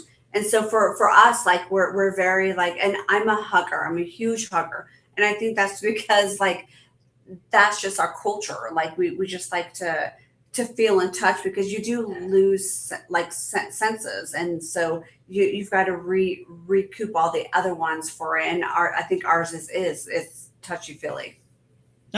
No, and that's what I meant earlier. I was like, do you have enhanced smelling, or see at night like a bat, or no, just kidding. So, perfume all over. So, that's just because I stink. But so when as soon as you went through life, you've decided now you're this huge, mega successful realtor. How difficult was it to make the transition to, you are out in public now? I mean, you're meeting new people every day, and you're going into scary people's houses, and Yeah, I think that was like a huge like cultural shock, I think, because we were just with like my parents and then us 6 siblings. So we were always like, and we still are like a very tight knit community. And I think that once like you get out of that, you have to get out of your comfort zone. And I'm shy in nature. And so like for me, like all of this has been like really out of my comfort zone, I should say. But I think that I feel so blessed and so happy that I'm able to help people be able to get into their homes or sell their houses in their own language, so they understand what's going on instead of just being lost in the transaction. how does I'm not sure how your area, but here in Atlanta, we're a mixing bowl with, I couldn't even tell you how many different languages. Understood from a police officer, their new body cams translate like 50 some languages. How does that work with the sign language as well? So we don't have that yet, which would be amazing. But the only thing that we have is just like Quizilla is one of like the main like apps that they use if you have a hearing person and a deaf person. But I think that's why it's so special to have like a realtor who's fluent in ASL, because then you're actually speaking their language, and you know the culture too, because the deaf culture is very like specific and I feel like important, because you have to know like what they want in a house. You have to know what they would like in the house, and the only way you would know that is if you were actually within the deaf and hard of hearing community. Yeah, in the community is, and I hope I'm not asking any too stupid or offending questions, but I want to educate everybody. Is there specific things they look for in homes and cars, day-to-day life? There is, because we call it a deaf friendly home. So the kitchen's always open to either the dining room or the living room. So when they're like cooking or whatever you're doing, you can actually communicate on the other side. So it's got to be like an open area. And so that's very, very important. And I think for driving and stuff, the lights on the side, which they didn't have back then, but like yeah, the lights on the what's it called? The mirrors. Yeah. So the lights on those are so important, because you can see that someone's coming. Not that that's always correct, but at least it gives them some awareness that somebody's right there. That's true. I know in my world, there's a new siren. Well, it's not too new, but there's a siren out called the Growler. and it's got a speaker on the fire truck, ambulance, police car, whatever, that's aimed down at the ground, and it produces this low, deep rumbling. We really can't hear it. You can feel it, and that's to let anybody know in front of you that could have a hearing impairment, because they may not see the lights. They definitely may not hear the sirens, but that is designed specifically for that. Had you heard of that? No, I have never heard of that, and that's awesome because, like, I always have what I call the Uptown Party, which is like my client appreciation party every year, and so they love coming to that. I have like usually like 200 people show up to like deaf and hard of hearing people show up, and they love to dance, because they can feel the music, like they can actually feel the beat. So that makes complete sense that they would make sense something like that, because when my sister, my youngest one, we're 6 years apart, but we always had the blinking light. So I always remember when Rose would cry, like the lights would like go off and like blink and blink and blink. So like a lot of our stories are from like the lights blinking, but to feel that is like an amazing like thing. I never even heard of that. That's awesome. Yeah, it's called a growler. It's not really new, but they're still working on the technology. And the best way I can describe it is you'll still hear the siren, but it's almost like there's an echo that's deeper. It's kind of really, I'm sure you could probably go online and find a sample of it or something. Well, I don't know if you can do that, but it's really cool. In fact, in your area, I know you're an advocate. Push that for the emergency services. Yeah, because I don't know that everybody knows about it. No, I'm like I'm in all I'm so tight in that community. I haven't heard of that. That's awesome. But I do remember one time when I was a kid, my dad put an alarm on our door, and so it would chirp every time the door opened, and so no lights, just chirp. And I was thinking, okay, like you can't hear the chirp, so how do you like? So I think he did it to scare us, like because he couldn't hear the chirp, but it sounded like a bird. Yeah, that's one of the worst noises I hear. We would go on calls, and you've had a smoke detector where the battery goes, and it starts beeping every minute or whatever, and that is the most annoying noise to me in the entire world. And it just hit me while you were saying. I was like, "Gosh, how the hell would they know?" And exactly. And they wouldn't though. That's like the point. And so I think my dad literally just put that there to make us think that they can like see us if we sneak out, which we still snuck out because we knew that no lights were turning on. And so, but no, for us, it was all the lights. Even when the phone rang, the lights would like go on and on. Yeah. I know. For codes, we have to have instead of fire alarms. Of course, now they've made them to where you can feel them. I don't know if you're aware of that technology. They've moved the speaker from up high down to lower. I don't know. They have the flashing up high, so you'll feel it down here. I mean, you can still hear it like a fire alarm, but you can feel it. So we have that technology. But yeah, and I never thought about that, like an alarm clock. How the heck what do you use for an alarm clock? And by the way, I need to apologize. I keep saying they, and I'm not trying to be whatever the term would be bad. So I'm not. Oh, no. Okay. So what do they use for an alarm clock? It was blinking lights. But like now that you're saying all that, like the vibration makes so much sense, because what if they were sleeping and their eyes are closed, so they don't see like the blinking lights. So for me, like that's a amazing invention to have something like vibrate, because then they can feel it instead of like seeing it. Yeah. And I'm sure it's a different kind of speaker or buzzer, but used to, they were up high because I always thought that it's going to ruin our ears, so we got to put it up high. Well, there's probably still one up high, but maybe not everyone, but they've moved them down, and it's a different thing. So you can literally feel it. I mean, when we've went into commercial buildings when they're going off, or hotels, you can see the lights. And you do know that they had to change the colors on the emergency exit line lights going out into buildings, because when they flash, you can't always see it.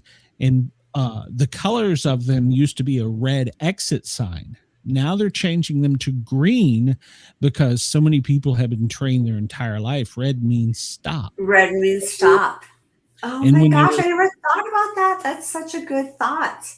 Yeah, and when they were flashing, they wouldn't stay visible and long enough in the smoke conditions test to be seen. And green is actually brighter. So Yeah. God So knows what happens if you're colorblind, you're screwed. But yeah, I know, right? But look, this is how far technology has come. Because that's not how it was back in the day. No, it wasn't. And I love things like that. But, but not everybody knows about it. So, yeah, no, I didn't know that either. Hopefully I'm sharing something you can teach to you are like, this is amazing. Yeah, like you taught me a few good things that I need to look into.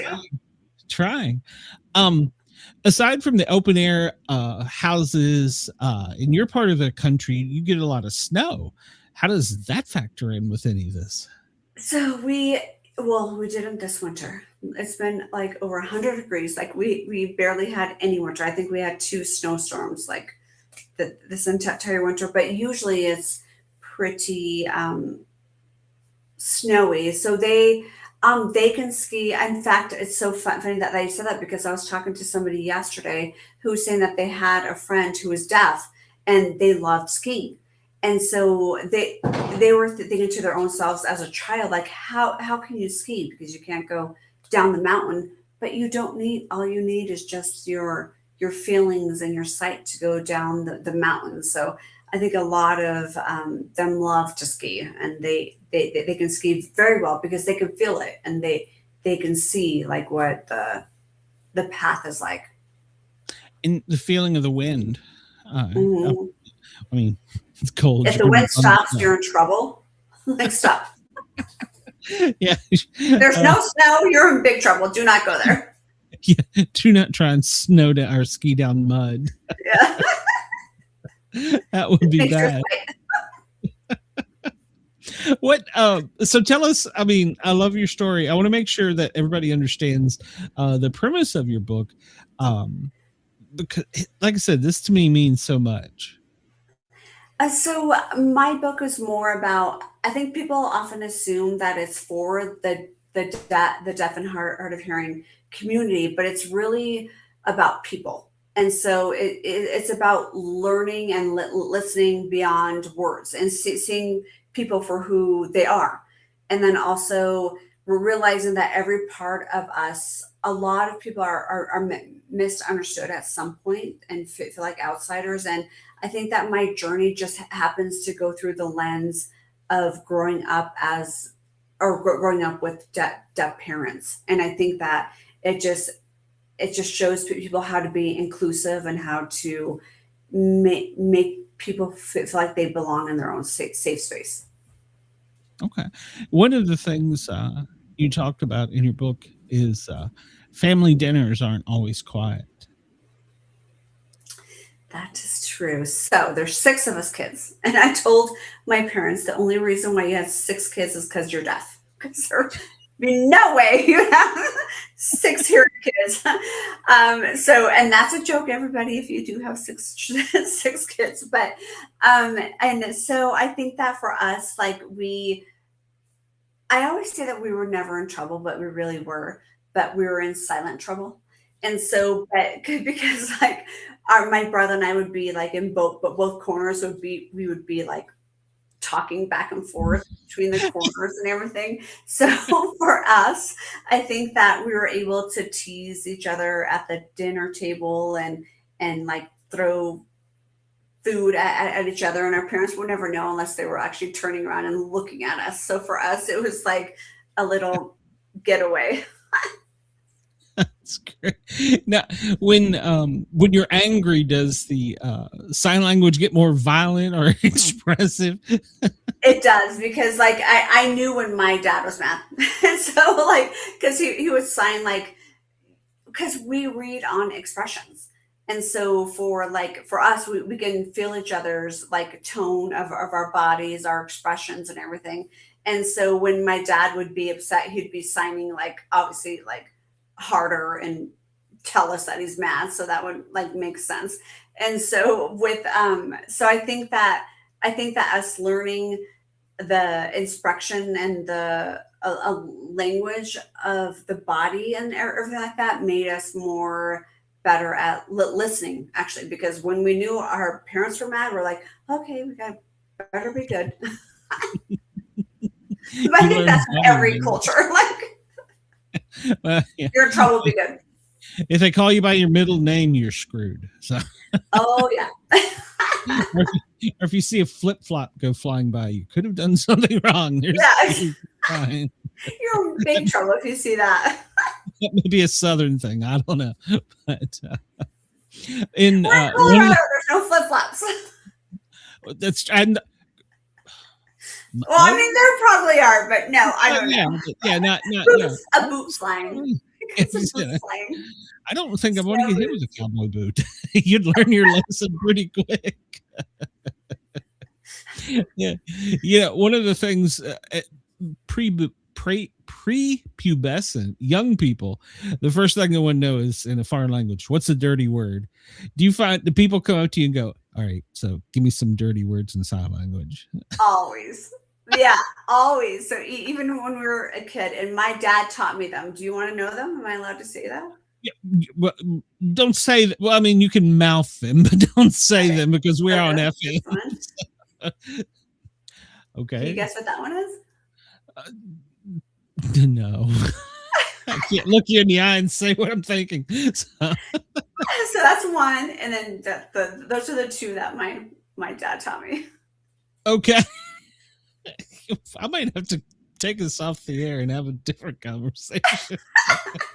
My prepubescent Glenn is coming out after that. I can't look at her after she did that. I can't. It starts with an S, H. Oh, okay. I went somewhere else with it, but hey, that's okay.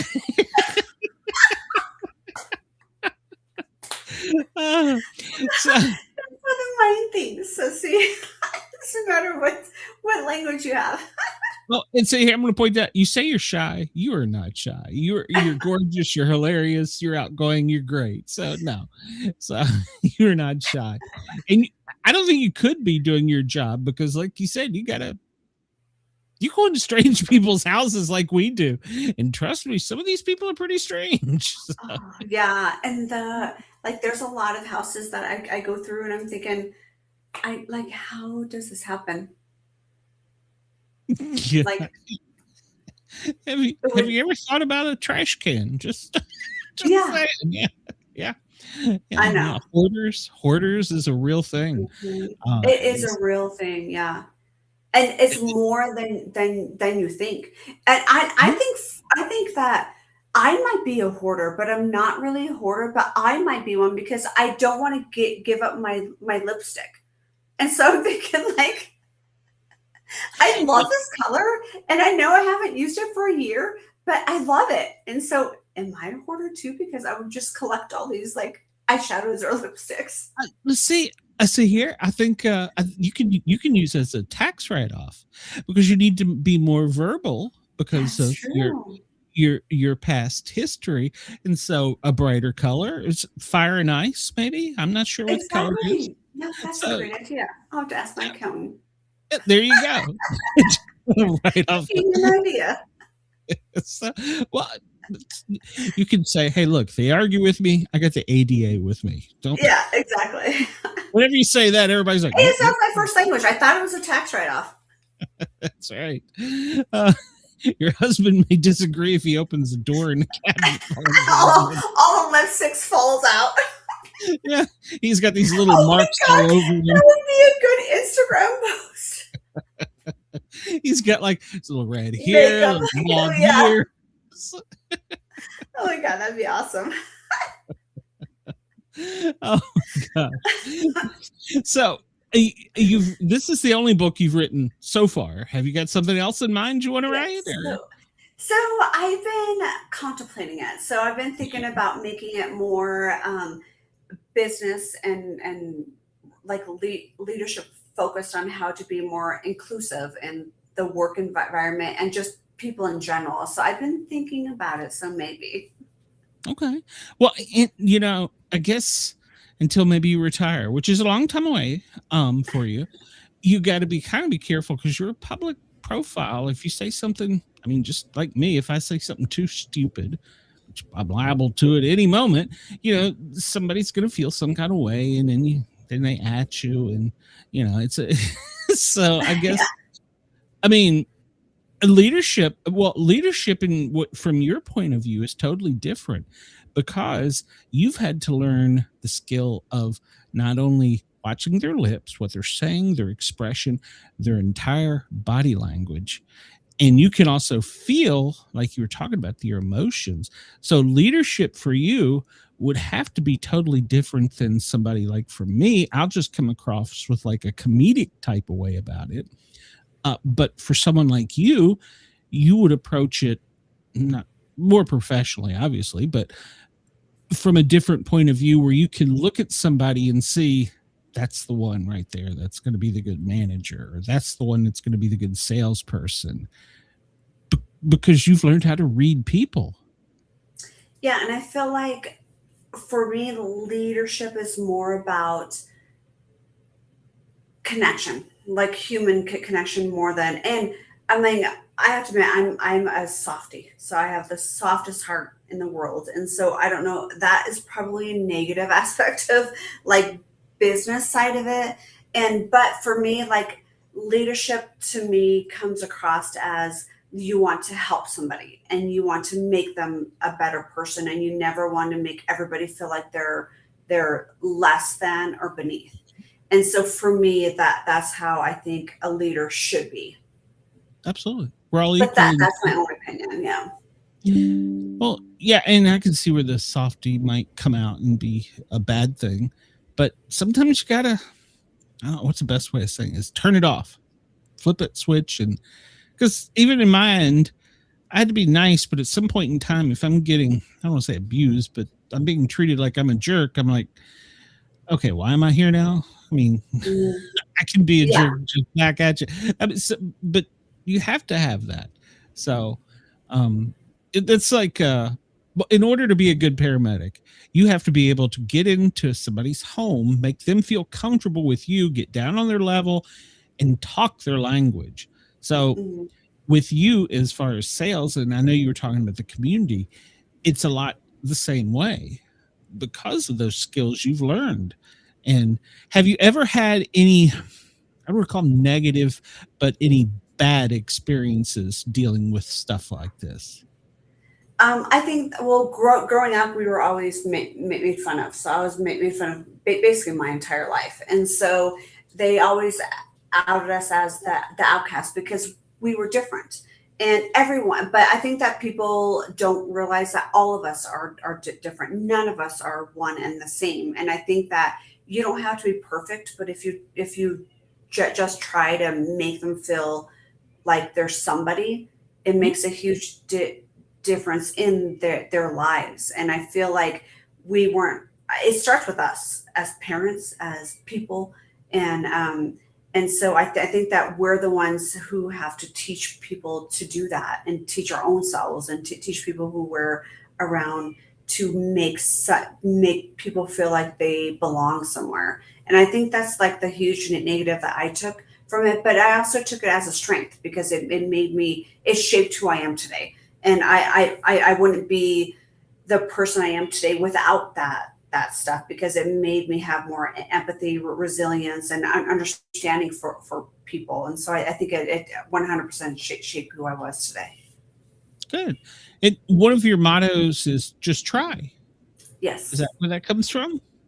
Yeah, it is, because I think that if you if you don't have to know everything, and none of us do. We always wish that we do, but we don't. And so you don't have to, be perfect. You don't have to be willing. You just have to be willing to do the first step for someone, into understanding that there's someone else. It's not just you.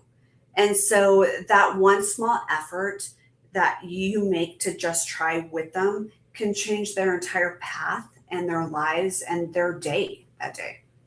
Absolutely. Make them smile. Mm-hmm. Just Exactly. a smile. Yeah, just Yeah. a smile. So have you started on any of these other projects that you've got in mind, Jed, or are these just still kind of rattling around? You're so busy Still rattling around in my head. So I'm still thinking about it. Yeah. It's all in there. Like, I mean, this one took me 15 years. Obviously, I'm not going to take that long this time, but I mean, it took me a long time to feel comfortable enough, I feel like, because it's a vulnerable state that you're putting yourself in, especially That's what I when was you're. going to say. Yeah, that's kind of, you really opened yourself up, and like you said, growing up as a child, people made fun of you, so you really exposed yourself. Yeah, exactly. And especially like from a child who like, and as an adult who stutters as well, like I know that I'm hard on my own self. Like if I try not to listen to my stuff because I know that I'm stuttering through there. And I know that that's like a fault to my own, like it's my own stuff, not everyone else. But I think that it's hard to put yourself in that situation, but it also grows you, and it also like makes you stronger. Do you have like for me, I have an inner voice sometimes. Sometimes it says, like it's going to be a bad day. It's going to, the self-talk. Do you have a self-talk too? I do. And I've had that the last couple days actually. And so I always had to tell myself, no, Maria, like it's okay. It's going to be okay. But it's hard to get yourself in that mindset. And so you have to train yourself, and you have to like not listen to the negative stuff that's out there and think that it's going to be okay. You know what I mean? Because I have children who struggle from mental health issues, and I feel like I try so hard not to say tomorrow is going to be better, even though I want to say that. But like you have to process it within your own self, and then I always just say like it's going to be okay. Just like retrain your thought and retrain your brain. Yeah, you can. The neural pathways, it's true. You can retrain them. But that self-talk, it can be your own worst enemy. And oh yeah. All right, one more stupid question, then I'm going to ask you about some paranormal stuff. I suffer, and I don't know if it's because of the sirens and jets and all this. I have a constant ringing in my ear called tinnitus. It rings. Tinnitus, yeah. Yeah, that's it. What she said. Yeah. Does someone that can't hear it all have something like that? It depends on their hearing loss. And so I did a study in high school, actually. It was like, how you do like the senior project or whatever. So I did one on blind people and deaf and hard of hearing people. And so deaf people, well, as far as the ones that I interviewed, they can actually hear in their dreams. And then so the blind people can actually see colors and see things in their dreams. And so for me, I feel like a lot of people suffer from that, especially if they're hard of hearing too, because you're kind of in the middle of the deaf like world and the hearing world. So I think that it creates more of a tinnitus situation. Of course, I'm not a doctor, so I don't know for sure, but that's how I feel.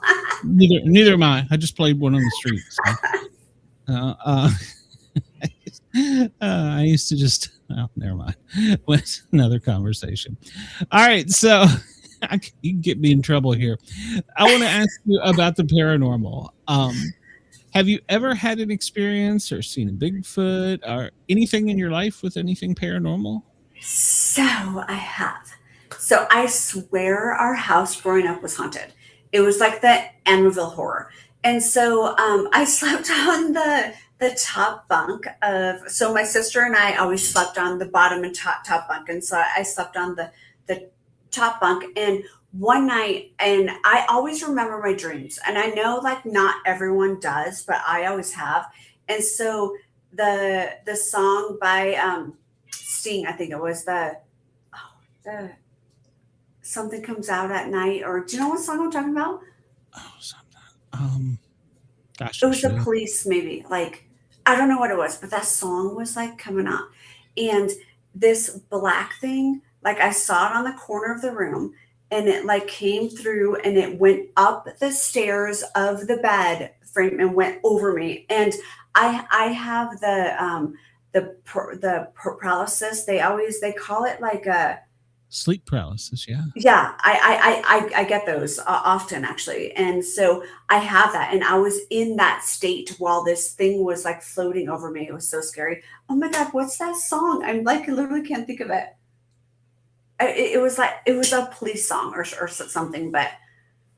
I'm trying. As a DJ, I should know this. Every breath you take. No, it's the Police. No, it's the one like where they like, I don't know. It's a scary one, but I had that song in my head at the same time. You have to message me when you remember it. I'm going to when I remember that song. Oh yeah, I can't remember it.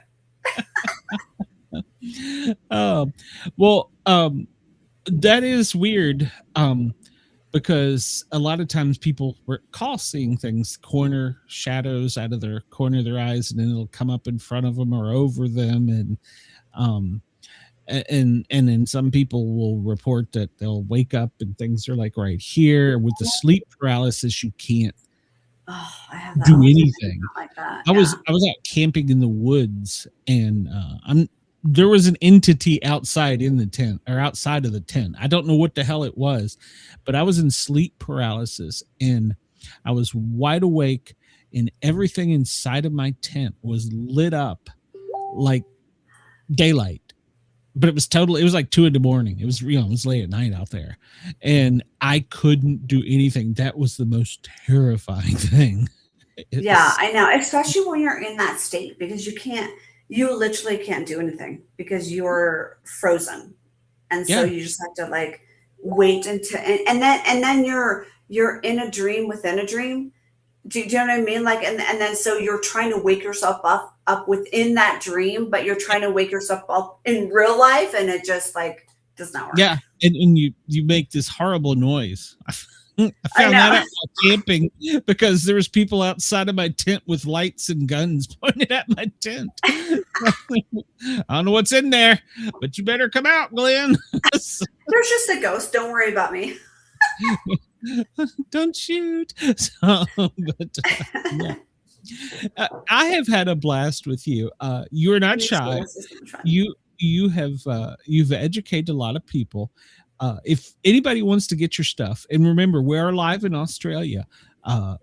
You have an international audience. Where can they find you? Where can they get you? So for the real estate, it's galluccihomes.com. And then my book is on Amazon and all the book outlets. And it also has its own website, which is raisedinsilence.com. Okay. All right. Well, all of that will be in the show notes. And of course, obviously, this will be saved on the YouTube. So if anybody wants to get in touch with you, it'll be in there. Maria, it has been, this hour has actually flown by. I've had so many laughs with you.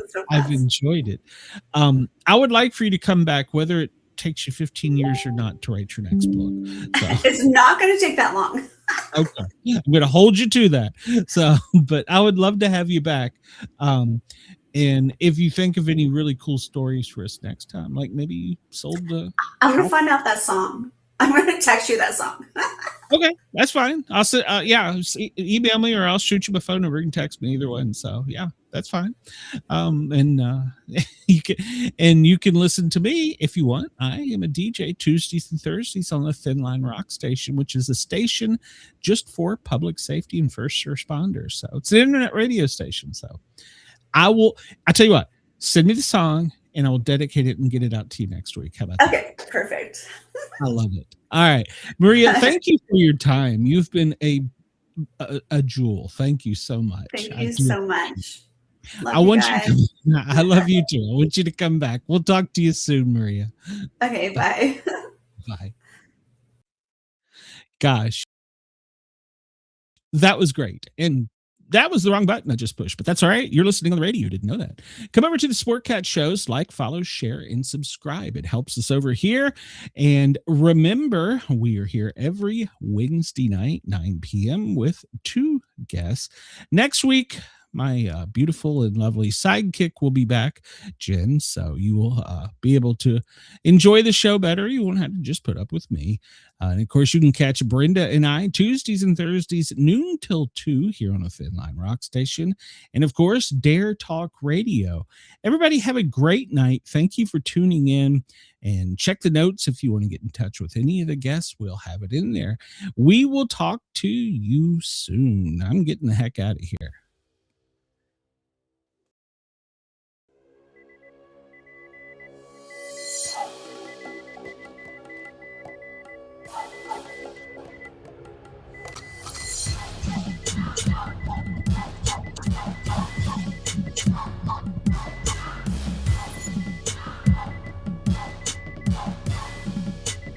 We have a 138.